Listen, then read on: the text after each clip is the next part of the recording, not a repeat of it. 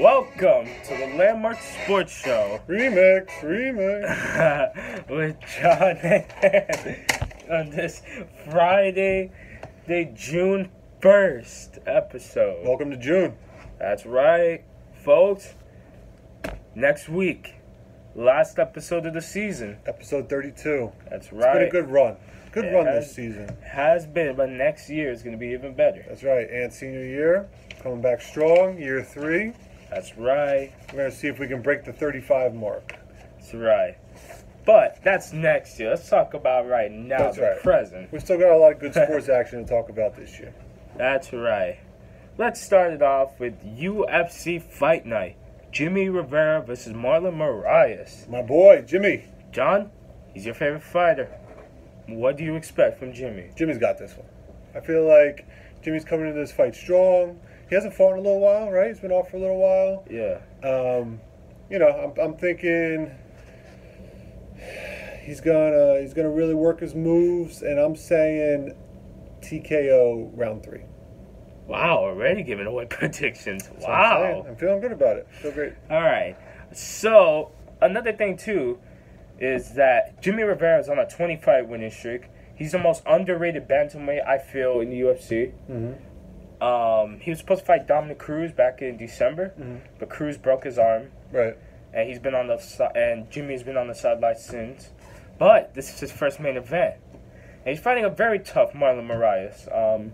He was outstanding when he was in World Series of Fighting. Yeah. Yeah. My dad and I, we loved him in World Series. Where's he ranked right now? He's ranked number 5. Jimmy's ranked number 4. All right. This is a big fight. So the winner of this fight could pretty much be getting a title shot. Nice.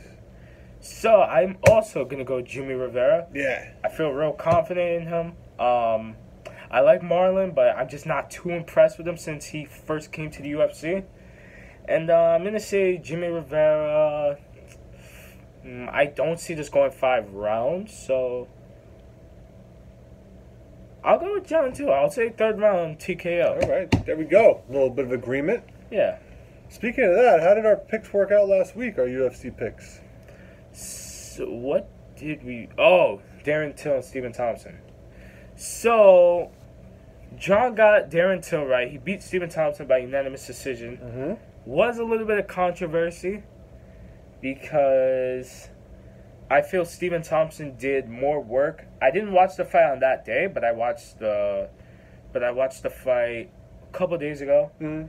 I feel Stephen Thompson did more of the work, but I feel like the judges gave it to Darren Till for 2 reasons. 1, because they were in Liverpool, and then 2, because Darren Till knocked down Stephen Thompson.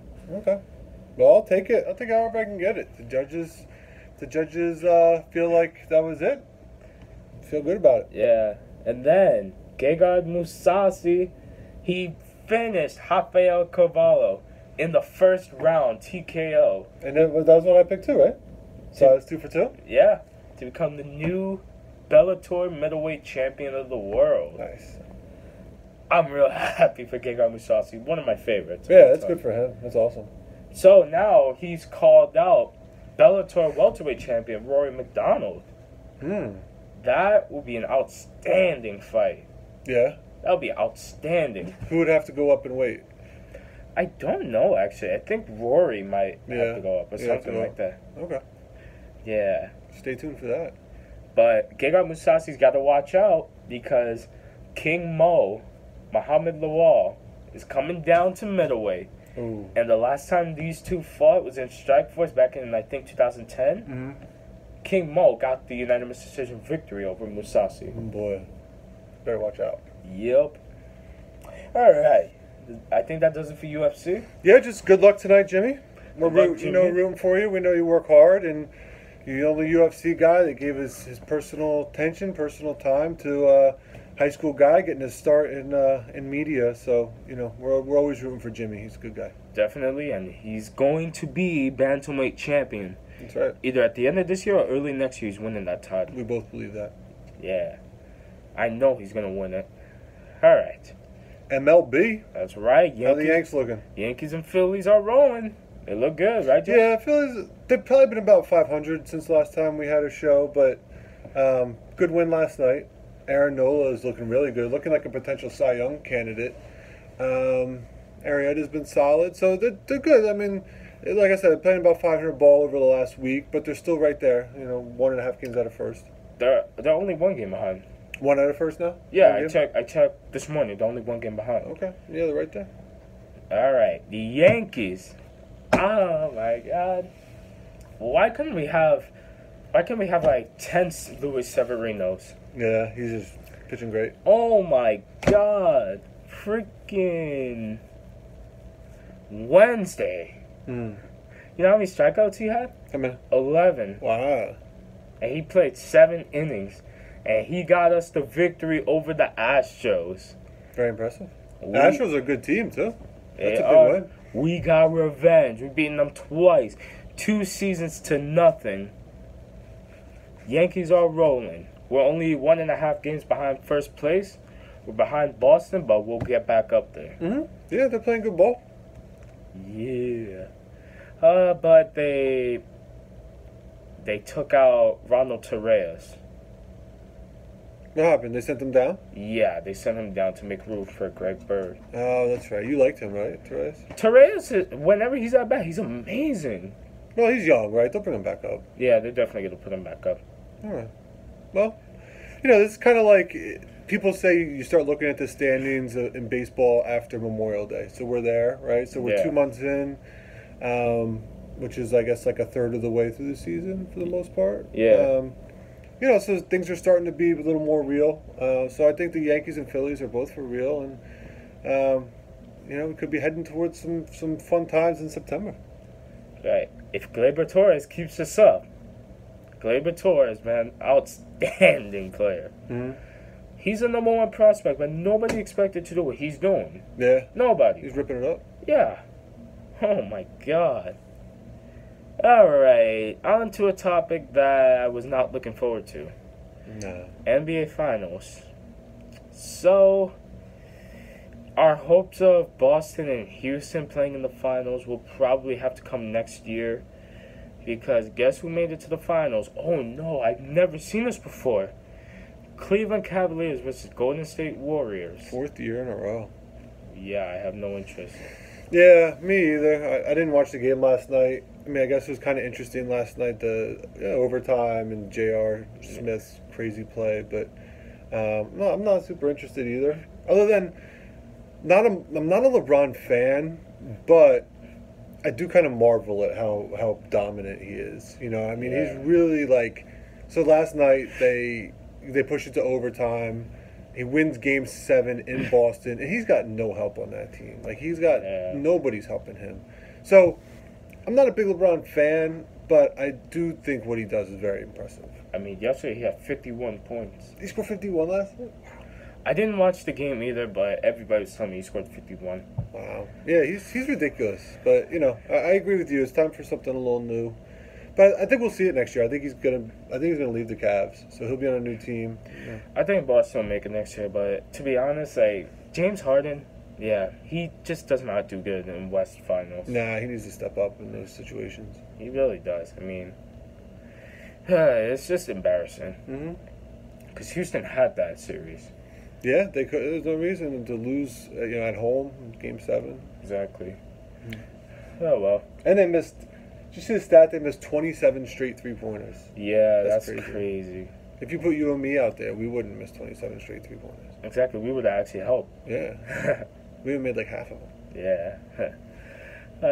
But right now, from yesterday's game, it is now 1-0 Warriors.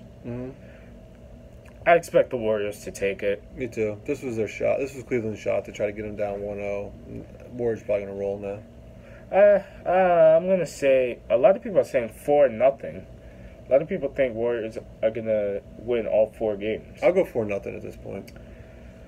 I'm going to give it 4-1. Yeah, 5 games. So, yeah. Yeah. That's fair. Even though I don't not really interested. As you can tell, neither Ant nor I are very excited about the NBA Finals here. No, because it's like, why? Nobody wants to keep on seeing Cleveland and Golden State. No. It was fun the first 2 years. The first 2 years was fun. Third year, actually the first 3 years was fun because, Golden State won the first, Cleveland won the second, and the third game determined which team was the best. That's true. And then once the Cavs lost Kyrie, it was like, If Kyrie hadn't gotten injured, it would have been Boston against Golden State. And that might have been a little more interesting. Yeah. That might have been decent. Yeah, but Well, next year. yeah, it is what it is. Mm-hmm. But what we are excited about, Landmark Softball. Yeah, Landmark Softball Finals. So, folks, Game 1 of the World Series in Landmark Softball was it Monday or Tuesday? It was Tuesday, I'm sorry. Yeah, Tuesday. And Red Team gave Pinstripe their first loss of the season. See that? Never know. Get to the playoffs. You never know what can happen. Red Team won 10-6. Wow. They've racked up some runs. Yeah, it was a really good game. Good for them. Zach, oh my God, he's a beast. Yeah, he's crushing it. First shot, he hits a home run. Same thing with Douglas for the Pinstripe. Wow. Yeah, it was nuts. Well, next week I guess you'll have a report for us and how the championship shakes out. Definitely. There'll be a new Landmark Softball champion. When's the award ceremony? Because I want to know if you're going to get Captain of the Year. It's probably not going to be till like June 12th, maybe. I'm not sure. Oh, okay.